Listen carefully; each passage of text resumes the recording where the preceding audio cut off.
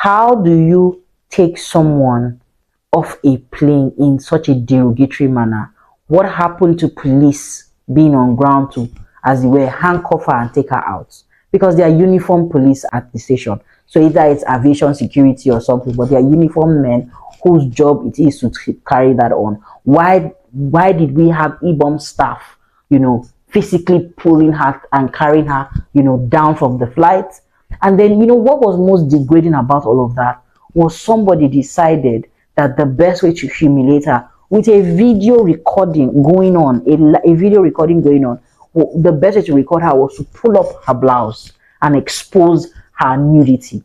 That in itself was pornography at its highest.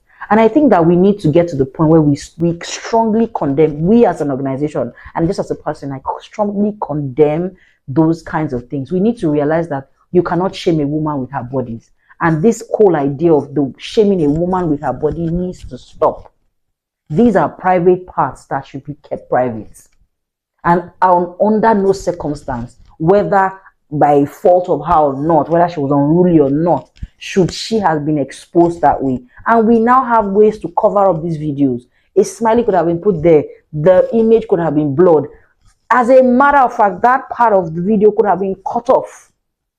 It could have been cut off. There was no need. And I do hope that as swiftly as this, as justice, quote unquote, was served for her, I do hope that we also in the coming days see the issues with whoever pulled up her blouse, because that person also needs to be put, also needs to be prosecuted for, pushing pornography.